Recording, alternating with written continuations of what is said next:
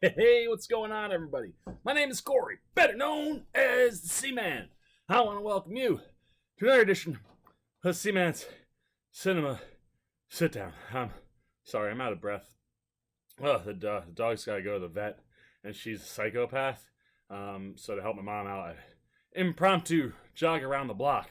I was not dressed to jog around the block, and now I got that like cold burning in my lungs right now. So if I'm out of breath, or looking a little sweaty, or we're just trying to recover, that's why. But we're not here to talk about my running around with a dog.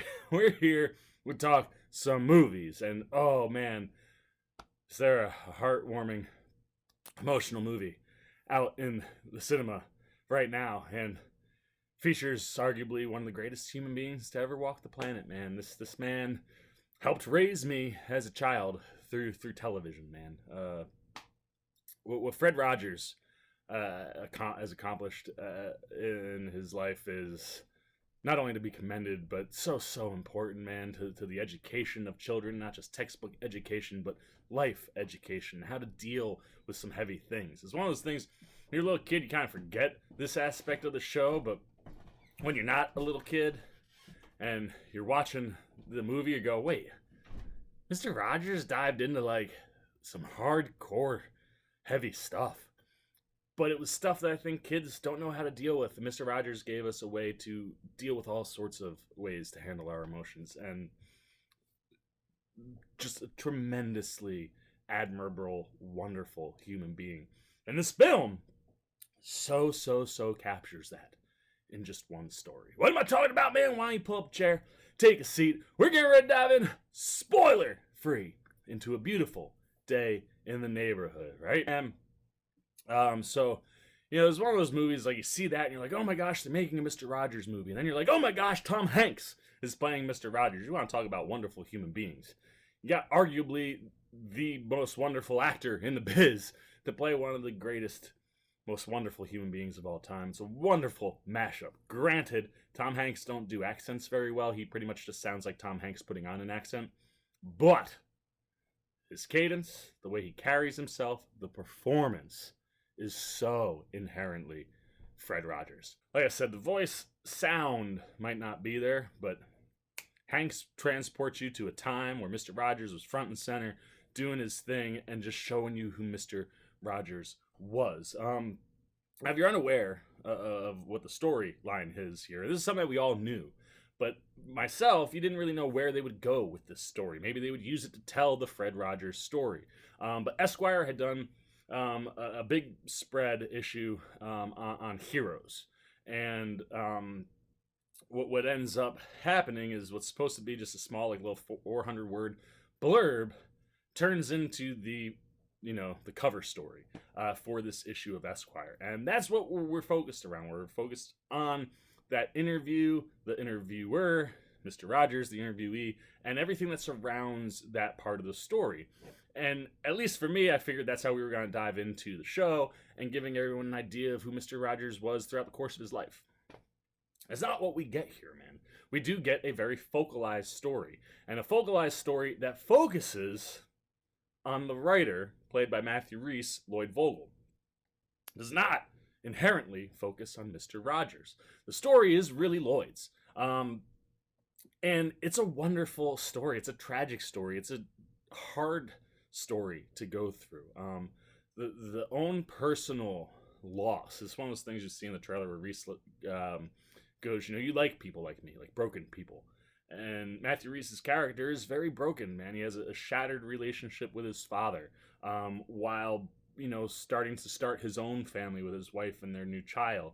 But there are all these things that surround his father that are so deeply rooted into the character. And Rhys's performance is fantastic, dude. Matthew Rhys really crushes it. You should know him from The Americans, where he is just continued to be a breakout star time and time again there. But here, man, he really does a good job. You really don't like this guy because he's a tough ass, and he is so guarded that he doesn't let those walls down. And what's nice is the movie makes you understand that, so that you can understand where he's coming from and then it kind of gives you the full circle story. And in the middle of all of that is this interview with Fred Rogers, and the story just kind of goes from there, man. While it revolves around Lloyd Vogel and his situation, the introduction to Mr. Rogers and the article kind of come around to helping Lloyd heal. And the way Mr. Rogers attacks, and not attacks like attack, but like the way he takes on the problem of Lloyd Vogel is just beautiful. And you end up with this simplistic one-off story that so inherently captures everything Fred Rogers was. Like, everything the man stood for is all in there. And you understand the life of Mr. Rogers. Mr. Rogers, not necessarily Fred Rogers, because we don't really know what's in his past or the things that troubled him. And then it's an element that's important to the movie, because that's Vogel's initial focus.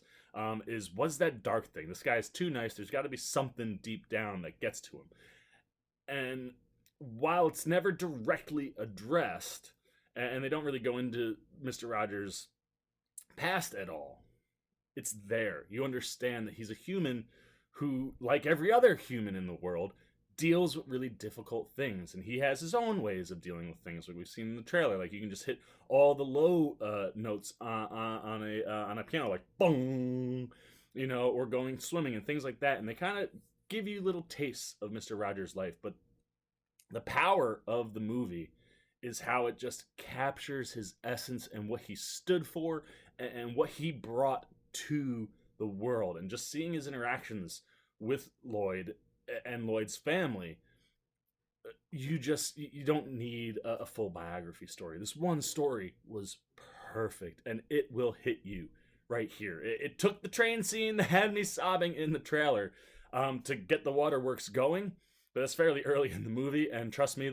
bring the tissues, man, because especially if you're an emotional individual like myself, oh, the tears will be flowing, man, because it's heartbreaking, and it's so heartfelt and warm and touching, and it's just a beautiful movie. So massive props for Marielle Heller, who directed here. I know I didn't specifically talk about her, but everything I just talked about comes from her, man. Her direction in this movie, the way she captures the scenes, the way they're shot, everything in the movie just continues to draw you in, pull you in, and get you closer and closer to that center. And the closer and closer you get, the more you feel. And I just thought Heller did a wonderful job, along with her writing duo, Mika Fitzerman-Blue and Noah Harpster, who wrote the film. They just do an excellent job, like I said, of capturing who Mr. Rogers was. And that's the most important part of the person and the movie. And that message is so clear and so strong that it really does have quite an emotional impact. On top of that, we get really, really great performances. Like I said, Tom Hanks might not be able to do the voice, but God, does he carry himself like Fred Rogers, man. He just inherently just captures that, like the movie captures his essence. Hanks captures his essence, man. Like, the way he carries himself, his tone, his delivery, the cadences in which he speaks, and it just all, again, slowly pulls you in to understanding, without being given an entire story, just understanding who the man was and what he stood for and what he was always looking for in any interaction. His interactions with Lloyd, specifically at the beginning, are just wonderful to watch, and you just go, nobody's that nice and good, it seems like, in the world. It just seems like the world is full of bad people. And not necessarily terribly bad people, but everybody, no one's perfect. And Mr. Rogers also, they make a point in that movie, he wasn't perfect either.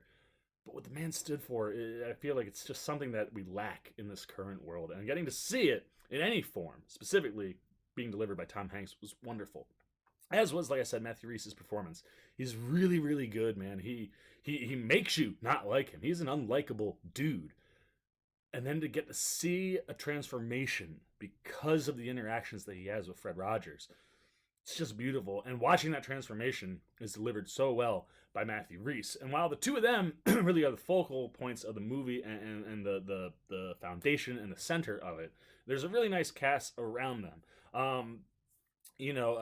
Susan Kelechi Watson, who plays Lloyd's wife, Andrea, she's really, really nice. She's the Mr. Rogers fan, and when you know what Lloyd Vogel is doing, as far as like when he interviews people, and then he usually kind of shows the darker sides of people, the things that they don't want you to get into.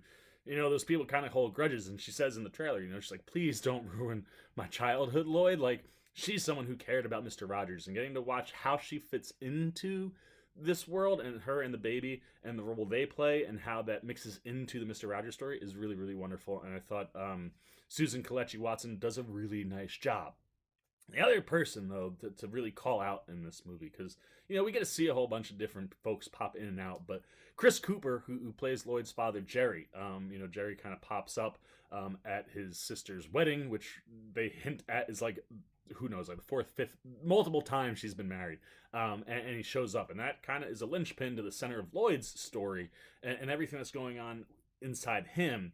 And Chris Cooper is just marvelous, man, because he does a really good job of showing you a version of Jerry that very obviously impacted Lloyd in a negative way, and you can see the things about his dad that Lloyd didn't like.